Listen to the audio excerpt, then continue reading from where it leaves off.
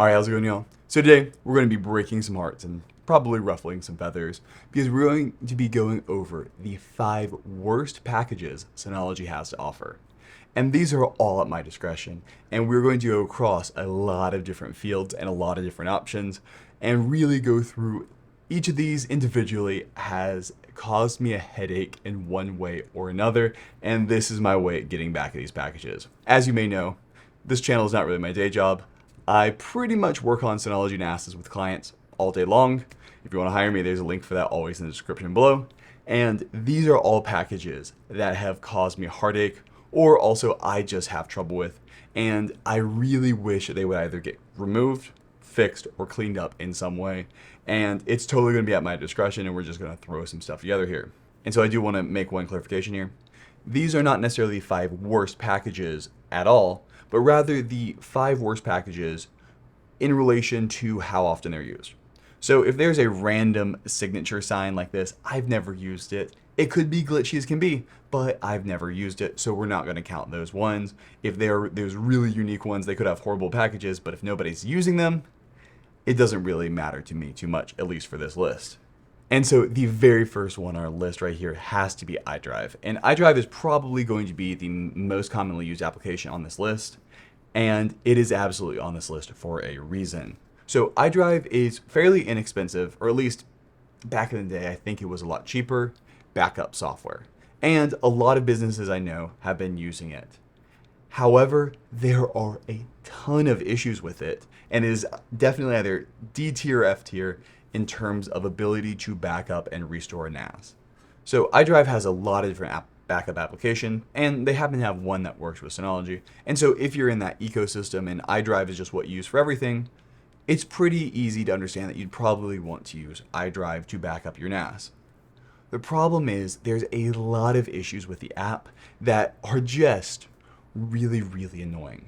Namely, iDrive for Synology DSM does not realize that the snapshot folder is not something you should be backing up. And to me, this is just backing up applications 101. So the way iDrive works is you basically choose specific folders on the NAS you'd like to back up. And probably what you're going to want to do is back up the shared folders. Very easy to understand. However, a critical problem that iDrive has is it does not understand that it should not back up the folder labeled #snapshot. So if you use snapshots, which you absolutely should, and you have a folder like this in every single one of your folders, which is your snapshot folder, you are doing exactly what I tell people to do. Snapshots are awesome. It makes it so that you can easily restore files, and users don't have to come to you to see a previous version of a file, making them 10 times more useful than a backup off-site, because now it's a 2-second undo to get your file back, and so it's going to be used way more often in way more smaller situations. Absolutely love having it set up like this. And one thing whenever you're doing your own backup of a NAS, you need to make sure that the snapshot folder, and up to you, but also the recycling folder, you probably don't want those backed up. That's because the snapshot folder has what would appear to be 500 copies of your data in it. That's because every time you take a snapshot, it goes ahead and creates another folder in here that to a file system and to a basic backup program looks like an entire new copy of your data.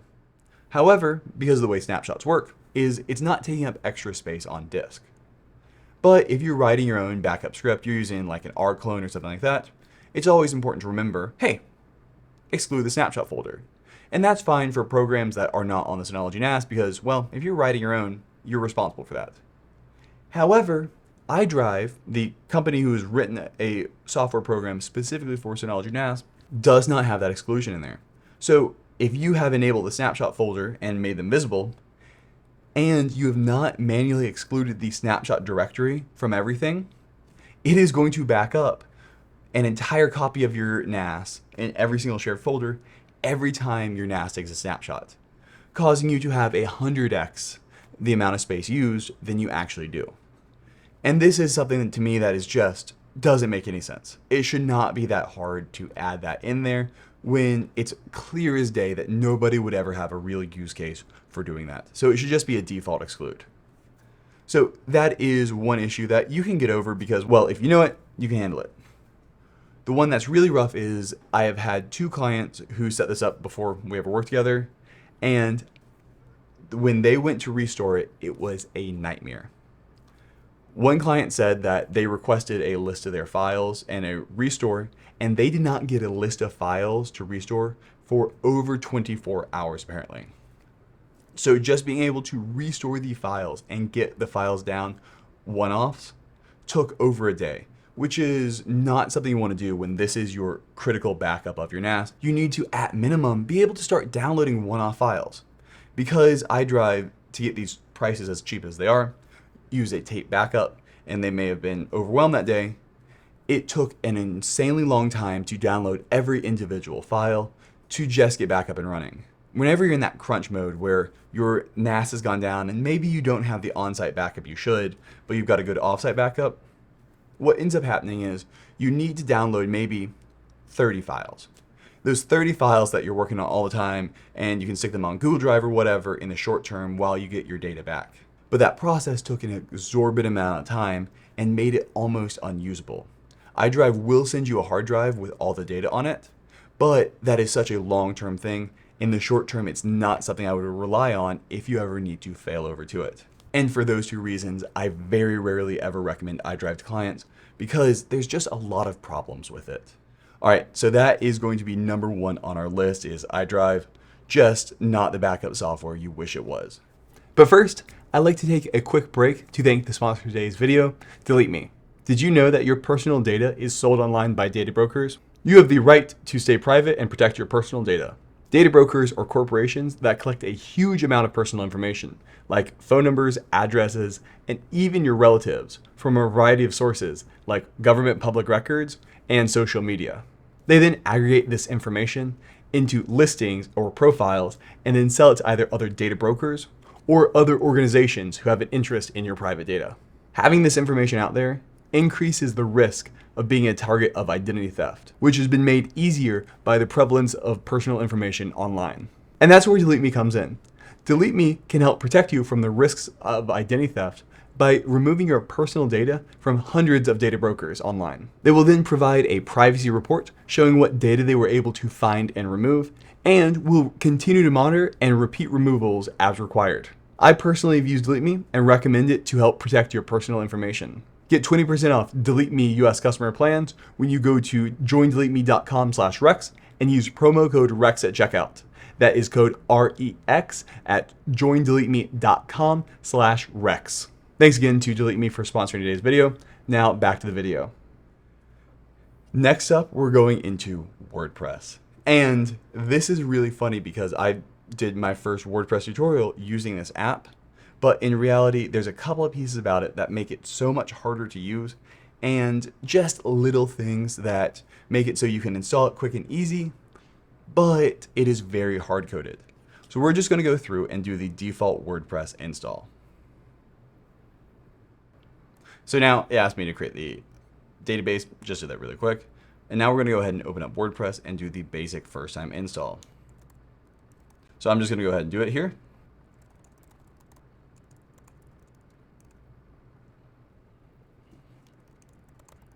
And going to go through and log in. And so we've gone through and installed WordPress. And honestly, not too hard.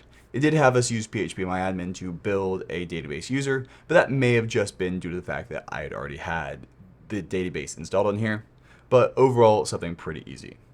The problem with this is, while it has built the WordPress site, it's also hamstrung and hard-coded this thing to only work at /WordPress. That's because they've added in a rewrite URL to force it to only work with /WordPress. And you can go through and change it, but it's in a lot of different places. So there are very few people, in my opinion, who want to run their website as their domain /WordPress. In reality, you want to use a subdomain. So www.spacerex.co, something like that. And Synology's web station makes that incredibly easy using multiple services. But they stop working when you use WordPress because of the way they've written the rewrite conditions. So we come into WebStation and we wanted to make a portal because you didn't want to use just /WordPress as an alias. You rather use a URL or hostname. It stops working. That's because the way WordPress is set up is as soon as you get to WordPress, it rewrites you to /WordPress, which is incredibly annoying. If you've noticed, all of my tutorials on setting up WordPress on Synology NAS no longer use the WordPress install, but rather use the much more sensical download WordPress and set up yourself. So that is just one of my rants there. I do wish they made it a lot easier where you could use the customized portal and it would actually work. But because of the way they've written their rewrites, you have to come in and delete lines and a whole bunch of stuff to use WordPress on anything other than /WordPress. And so that is my rant with that one.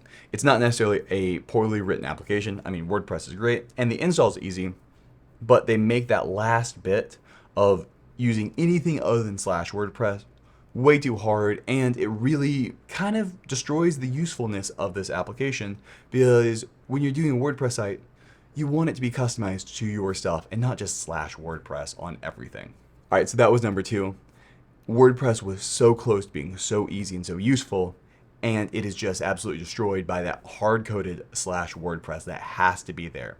And so it takes all that good work and just kind of destroys it, and that's why it's on this list. Going on to number 3 is going to be one that also takes a cake for confusion and just unnecessary hamstringing. And that is actually going to be mail server. You may know that I generally do not recommend running a mail server just because it is a lot of complexity to do, and for most people, it is not worth it. In my opinion, email is just far too critical of a service for it to be completely relied on like this. And unless you're running this thing on a co-location facility with AV power and all that lovely stuff, you also now have to worry about if there's a power outage at the office.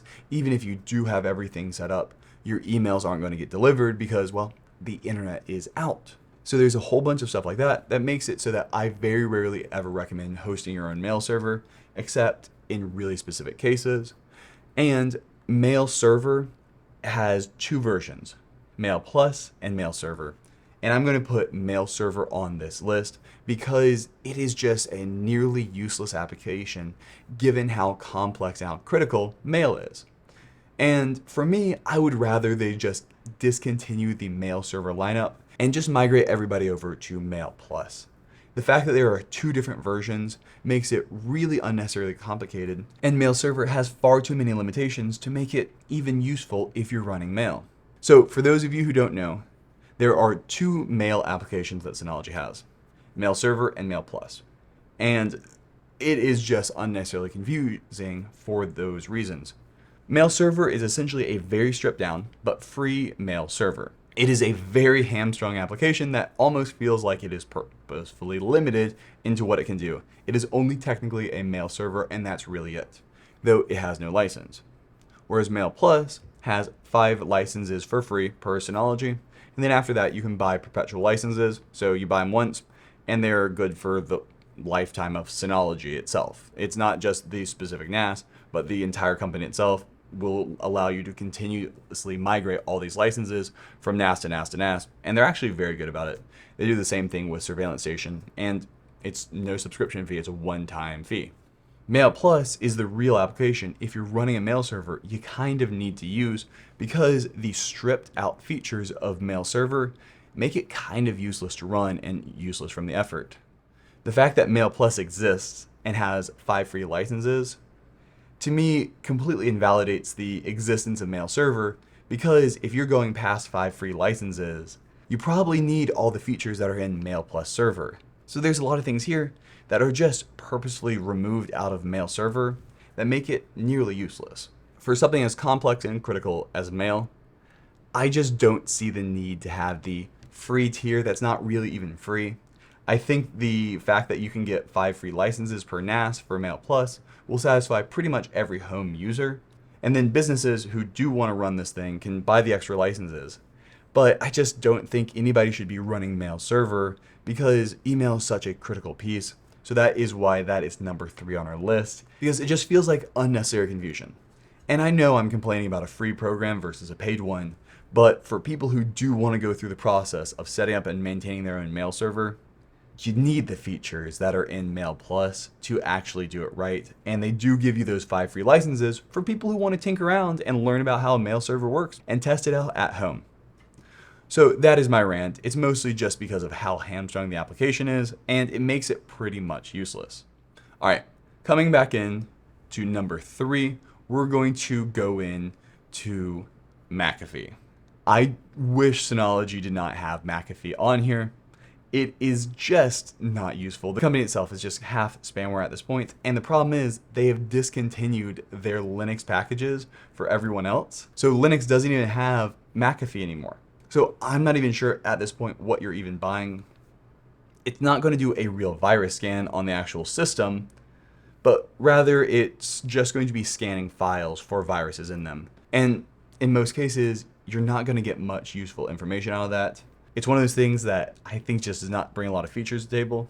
And Antivirus Essential essentially has the exact same lists, maybe slightly outdated, but McAfee is just a company I do not like to associate with and has a lot of problems, and I just don't see them as having much of a value add, especially because they've discontinued their Linux backend, so they're not even going to be able to scan for actual Linux viruses and things like that. And so there's no real use for it compared to Antivirus Essential, which will do that. All right, so that was number 4, and number 5 is actually going to be a triage, and this is going to be the one that breaks people's hearts. I selected NoteStation of it, but really in there is NoteStation, Contacts, Chat, Calendar, and a few other ones. And these are the applications that either need to get removed from the NAS or actually updated. So those 4 applications, and there's a few more scattered throughout, have essentially been left on the back burner. And all of these are critical for use. Think about your notes. You need your notes to be able to do everything, and having an application that has essentially not had any work on it and has been left to die is not where you want to put your notes. So I personally wish Synology would either officially EOL it, or maybe they leave it able to be installed, but they say, hey, end of life, we're not going to be adding more features. Mostly because I don't want people starting to build out their entire note system in an application that I don't think is going to be updated. If we look at our package release notes for Synology NoteStation client, this is the Windows and Mac client, you'll see that feature updates have not really been added in a very long time. In 2022, there was a bug update. The last real feature update has been a really long time, and it's kind of just simply been left to its woes, and the only thing they're adding in there is CVEs and things like that come up. So they're maintaining it, but nothing more than that. And the problem is there's a few bugs that make it nearly impossible to use. It ends up having Quick Connect SSL errors all the time because I don't think it was fully written to handle Quick Connect well. And so when Quick Connect changed the way it works, you will get these often SSL errors and keep having to relink every time you open the app. And it just is one of those things where notes are such a critical part of a daily life. You need them to work. Chat is the same way. Chat is a great application that just has not been updated, and because of that, there's bugs in it that make it nearly impossible to use as a full-blown chat service. And so the problem with these 4 applications is they are all really critical parts of an inner working of a business or personal life. Your contacts, your messages, your calendar, your notes, those are all things that you don't just migrate from place to place. Those are things that are critical. And each one of those 4 applications has really big bugs that make it hard to actually use. Nobody's using them, and so because of that, Synology is not continuing them on. So I would prefer to see Synology either completely rebuild these apps, do just like they did with Synology Photos, between PhotoStation and Moments all the way to Synology Photos when there was that CSM 6.2 to 7 update. That is what it would take to bring NoteStation into the modern world for Synology. Or bring all these features directly into Synology Drive. I think they are going for a whole office kind of suite, And I think instead of having 4, 5, 6 different applications, all that kind of should just be one thing. It'd be nice if they made one larger package that interface the same. So that way when Synology Office gets updated, NoteStation just continues to use that interface. And so you don't have all these problems that we're running into right now where each app has to be individually updated and got to run. This is the one I know a lot of people love and use. I know NoteStation is something a ton of people use, but I think the problem is Synology has left it on the back burner and has not fixed the problems. And so if in DSM 7.3 they choose to axe it or they stop updating it, now everybody who's going to it now has to figure out how to bring their notes into a new solution. So because of that uncertainty and how critical these are to your daily life, I just cannot recommend them, and that is why they are number 5 on this list. All right, well, that's going to be it. I know that's heartbreaking for some people to hear. And if Synology comes through and updates them very nice and pretty in the Synology Office Suite in 7.3, that'd be great. But if I had to bet, I bet they're going to focus on applications that businesses are actually using today. And so we will see if they're going to do it. If you have any other questions, go ahead and leave those down in the comments below, and have a good one. Bye.